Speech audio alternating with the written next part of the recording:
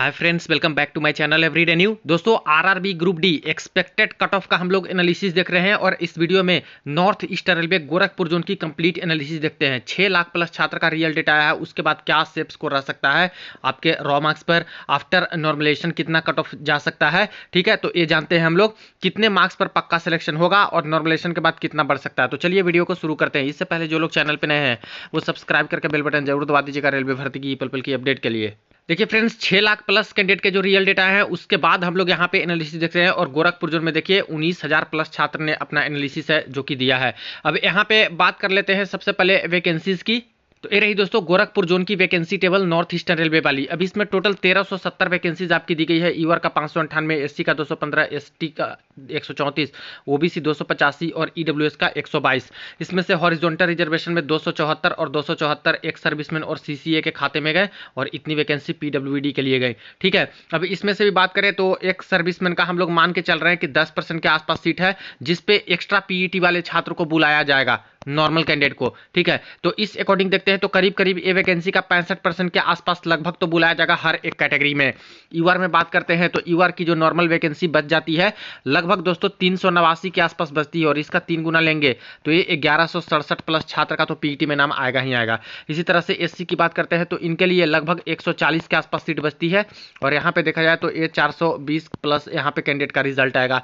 ST में देख लेते हैं तो एसटी में तो है 134 वैकेंसी, लेकिन नॉर्मल के लिए ये दोस्तों सिर्फ और सिर्फ ये बचता है आपका 87 के आसपास। ठीक है, तो ये करीब करीब 261 छात्र का एसटी में रिजल्ट आएगा। थोड़ा बहुत एक्स्ट्रा भी आ सकता है क्योंकि एसटी का इस जोन से खाली जाता है एक सर्विसमैन का खास करके। ठीक है, इसी तरह से ओबीसी की बात कर ले तो ओबीसी में यहाँ पे 185 के आसपास सीट बचती है नॉर्मल के लिए और ये 3 गुना लेते हैं तो 555 प्लस छात्र का सिलेक्शन होगा।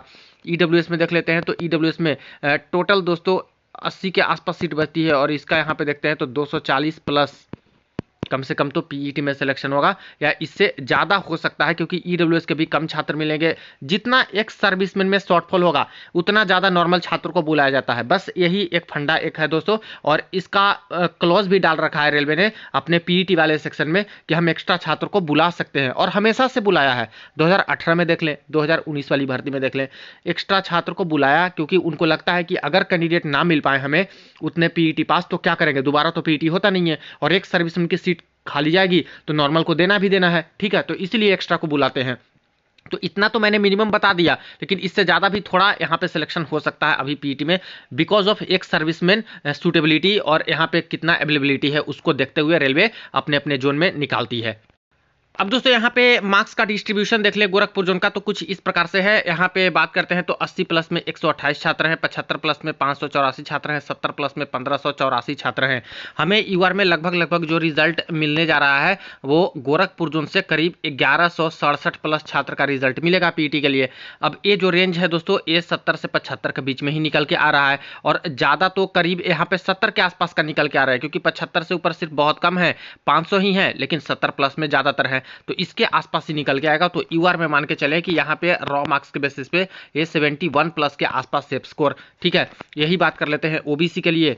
तो ओबीसी में जो टोटल हमें रिजल्ट मिलेगा वो दोस्तों टोटल यहाँ पे 555 प्लस रिजल्ट मिलेगा और ओबीसी का देख लेते हैं तो ये वाला रहा और इसमें भी ओबीसी में आ रहे हैं तो इस वाले रेंज में देख रहे हैं तो कुछ छात्र हैं जो कि 392 वाले तो 75 वाले ऐसे भी यूआर बनेंगे और बाकी भी छात्र हैं जो कि तो काफ़ी सारे छात्र यहाँ से, यानी कि इसके नीचे थोड़ा सा आएगा आपका ये 65 से 70 वाले बीच में आपका और वो भी 70 के करीब आएगा। यानी ओबीसी की बात करें तो ओबीसी में ये दोस्तों आपका 68 प्लस तक रॉ मार्क्स के बेसिस पे सेफ लग रहा है। ईडब्ल्यूएस की बात करें तो ईडब्ल्यूएस और ये दोस्तों 6 लाख प्लस वाला डेटा है नया वाला, उसके बेसिस पे मैं बता रहा हूँ क्योंकि काफ़ी सारे छात्र बोल रहे थे कि सर 6 लाख वाले पे बताइए। तो आगे से सब कुछ यही आपका प्रीवियस वाली जो वीडियो है उसको भी देख लीजिएगा, उन सब जोन का डिस्क्रिप्शन बॉक्स में लिंक मिल जाएगा, वहाँ से भी 6 लाख का यहाँ पे सारा डेटा बताया गया, कुछ का शुरू में 5 लाख के डेटा के ऊपर है। ठीक है, ईडब्ल्यूएस में टोटल जो सिलेक्शन होगा वो दोस्तों सिलेक्शन होगा लगभग यहाँ पे 240 प्लस छात्र का। ठीक है, और ईडब्ल्यूएस में यहाँ पे जो रेंज मिल रहा है 240 का वो दोस्तों मिल रहा है करीब करीब इस वाले रेंज में। देखिए क्योंकि इसमें से कुछ छात्र तो यहाँ पे यूआर भी बनेंगे ना, तो 240 तो तब भी चाहिए, यानी बिल्कुल लगभग 65 के आसपास दोस्तों। तो ईडब्ल्यूएस में यही 65 प्लस है जो कि सेफ स्कोर रहेगा रॉ मार्क्स पर। एससी में बात करते हैं तो एससी में देखा जाए तो टोटल पहले जो रिजल्ट मिलेगा वो 420 और प्लस यहाँ पे मिलेगा, और ये आपका एससी कैंडिडेट में रेंज ये निकल के आ रहा है, ये देखिए 400, इससे नीचे, यानी ये 60 से 65 के बीच में यहाँ पे निकल के आएगा। कुछ छात्र हैं जो कि यहाँ पे कन्वर्ट करेंगे, लेकिन यहाँ पे एससी में देख रहे हो आप लोग कि 420 प्लस चाहिए, तो लगभग ये आपका निकाल के देगा दोस्तों 61 के आसपास, ठीक है। तो एससी में यहाँ पे जो सेफ स्कोर रहेगा वो 61 प्लस तक यहाँ पे रहेगा रॉ मार्क्स पर। नेक्स्ट एसटी में बात करते हैं तो एसटी कैंडिडेट के लिए जो यहाँ पे रिजल्ट मिलने जा रहा है वो करीब 261 प्लस के आसपास पीईटी के लिए रिजल्ट मिलेगा। अब 261 वाला जो रेंज है वो कहाँ पे निकल के आएगा, वो दोस्तों कहीं ना कहीं 55 से 60 के बीच में निकल के आएगा, क्योंकि 60 प्लस ही 238 से 261 हमें चाहिए, और कुछ छात्र हैं जो कि यूआर से भी तो कन्वर्ट करेंगे ना, तो मिला जुला कर ये 55 प्लस यहाँ पे, और करीब इसके आसपास से ही एसटी कम्युनिटी में सिर्फ और सिर्फ 256 के आसपास तक सेफ स्कोर यहाँ पे लग रहा है। तो देख रहे हो काफ़ी सारे जोन में 58, 60 के करीब, 62 के करीब ही एसटी का जा रहा है, कि कोई जोन बहुत डेंजर है, जैसे कोलकाता का देखा था वहाँ पे तो भाई और भी ज़्यादा जा रहा है। लेकिन वही गोरखपुर जोन में दोस्तों राहत भरी खबर है एसटी वालों के लिए, और यहाँ पे एससी वालों के लिए भी राहत भरी खबर है। बाकी आपका देखा जाए तो यूआर में भी उतना तो हाई नहीं है, ठीक है। अब इसको कंक्लूड करते हैं यहाँ पे, तो यूआर के लिए हम लोगों ने देखा कि एक करीब दोस्तों 71 प्लस के आसपास सेफ, ओबीसी में सॉरी एससी में पहले देख लेते हैं तो ये आपका 61 प्लस, एसटी की बात करें तो एसटी में यहाँ पे 56 प्लस, ओबीसी की बात करें तो ओबीसी में 68 प्लस, और ईडब्ल्यूएस की बात करें तो ईडब्ल्यूएस में यहाँ पे 65 प्लस है, यानी मॉडरेट के बीच में है, ना ज़्यादा हाई कर सकते हो ना ज़्यादा लो कर सकते हो। तो इतना नंबर है तो पीईटी की तैयारी में लगी है। हाँ, नॉर्मलेशन का केस है यहाँ पे, नॉर्मलेशन दोस्तों अभी गेम पलट देगा, इसलिए कम से कम 3 नंबर तक यहाँ पे कम इस जोन से आ रहा है, तब भी यहाँ पे पीईटी की तैयारी में आप लोग लग सकते हो, कैटेगरी वाइज इतना कम है तो। लेकिन ध्यान रखिएगा कि आपका जो शिफ्ट है वो कौन सा है। अभी जो डेटा 6 लाख का आया है उसमें से भी सेम टू सेम वही सारे शिफ्ट है जो 5 लाख वाला डेटा था, तो वही सारे टफ है, वही सारे मॉडरेट टू टफ है, वही मॉडरेट है और वही इजी भी शिफ्ट है।